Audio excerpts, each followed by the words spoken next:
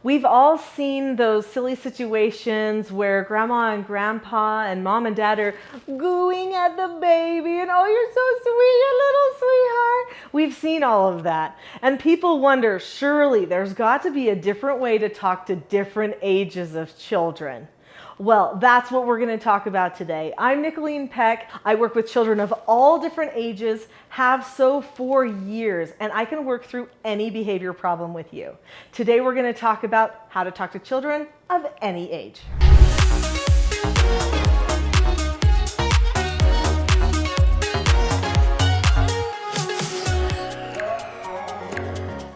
When I started doing foster care for troubled teens ages 12 to 18 that came to my home, I thought that I would have to do something different with my own children, which were ages 3 and 1, at the time I was doing the treatment care for these teenagers. But I was surprised to find out that the same skills, the same words, the same type of parenting was equally applicable.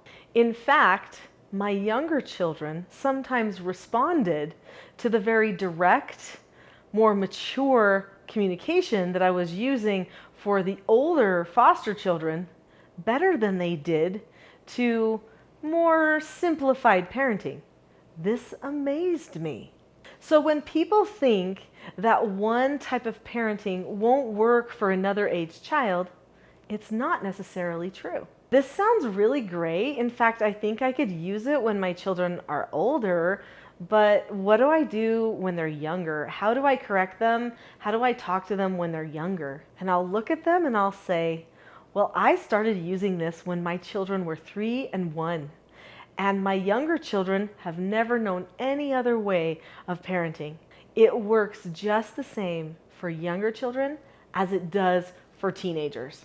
That usually amazes people actually, because they feel like it's gotta be different. They're different ages. So what does have to be different?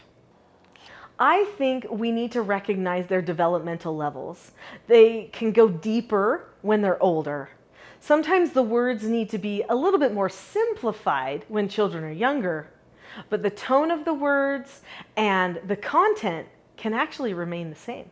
Here are 5 tips that you can use when you communicate with children of any age. Number 1, you have to have a calm voice tone.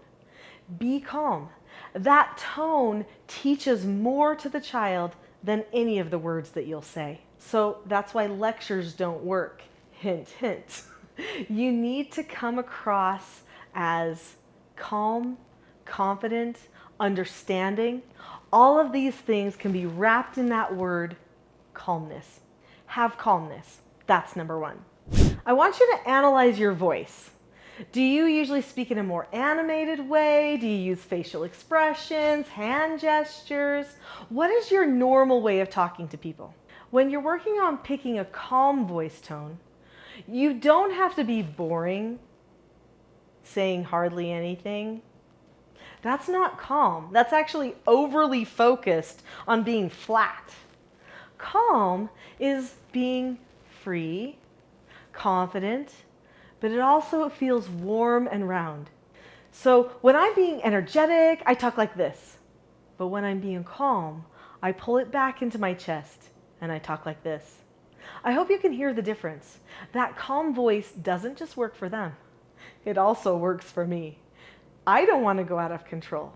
The voice helps calm me down. Pick a calm voice tone. Use it. And then when you need to be animated, be excited. That's number 1. Tip number 2, say fewer words. There is no need to lecture. Lectures are not effective. Remember that. You should be able to get your point across in 30 seconds. Whatever you say to the child, pick carefully the words that will make the biggest impact and then leave the rest, unless they ask questions or want more discussion about the topic. Pick fewer words. Stay away from lectures. That's number 2. Your children, no matter the age, can learn the same skills. The 4 basic skills that I teach children are following instructions, accepting no answers, accepting consequences, and disagreeing appropriately. These books right here, these children's books, teach those 4 basic skills. This one, Porter Earns a Quarter, teaches accepting no answers and criticism. That's the same skill. Everyone needs these skills. In fact, adults need these skills. Don't you wish when you were driving through traffic and someone was hollering at somebody else out the window or sending out a hand gesture to somebody out the window that they knew how to accept a no answer? When someone cut you off in traffic, that's a no answer. You didn't want to be cut off in traffic. You wanted to go a different direction. You didn't get to because something happened. That's a no answer. So how do you accept a no answer? You look at the person, keep a calm face, voice, and body, say, okay, or ask to disagree appropriately. And giving somebody a hand gesture out of your car is not disagreeing appropriately. Then you drop the subject, which means you don't talk about it anymore. If a person learns all 4 of these 4 basic skills, that takes care of 99% of their behavioral problems. And guess what? Little children can learn these skills. Little toddlers can learn how to accept no answers, follow instructions. I have even heard 2-year-olds disagree appropriately, which is the most difficult of the 4 basic skills. Teach these to your children. Obviously, the older they are, the quicker they'll pick them up. But the small children can do it too. They'll never remember a time not knowing how to follow an instruction, accept a consequence, or disagree appropriately. Tip number 4, have meetings. A family that is self-governing is deliberate. And I am all about self-government. In fact, that's what I'm known for all around the world. So what is self-government? Self-government is being able to determine the cause and effect of any given situation and possessing a knowledge of your own behaviors so that you can control them. This means you plan exactly how you will behave, and then you follow up on it and see how you did and if you need to make improvements for the future. This book right here, Parenting a House United, which is my main book, teaches how to set up an environment so the family can learn self-government. In this book, we talk about 3 different meetings that we have as a family. In fact, here's our meeting journals.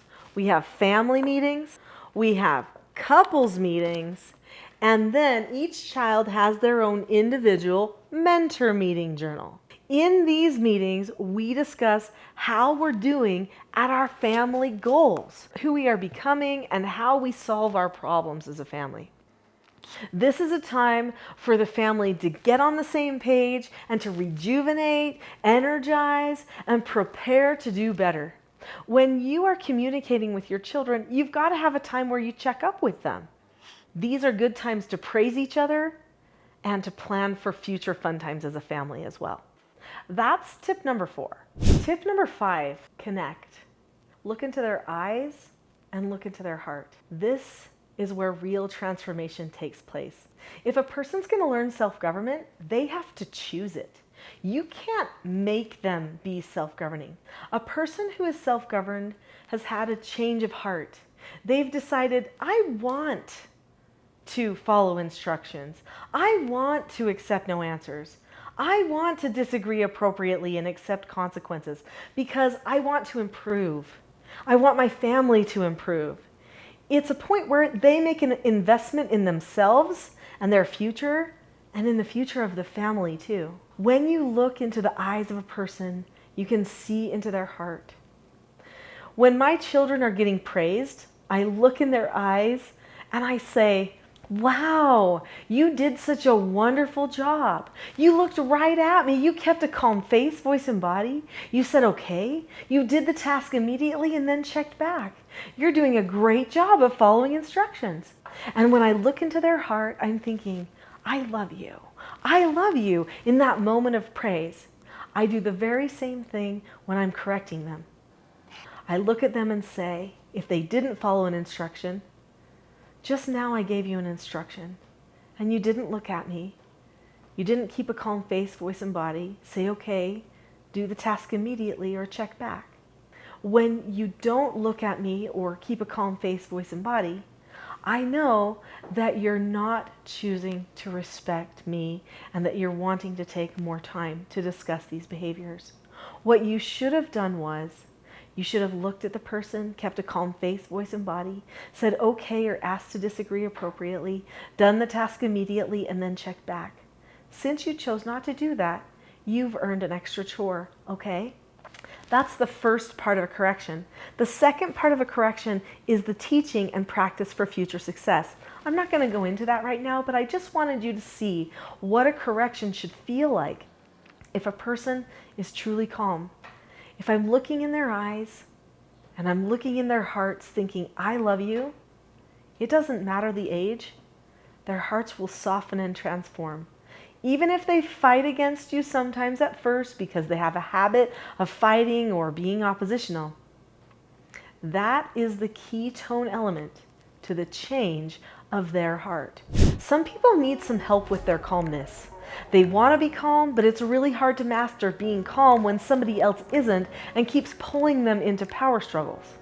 Well, whether that's you or whether you're the type of person that just wants to improve their calmness, I have a free gift for you. It's called the Calm Parenting Toolkit. I made it especially for you.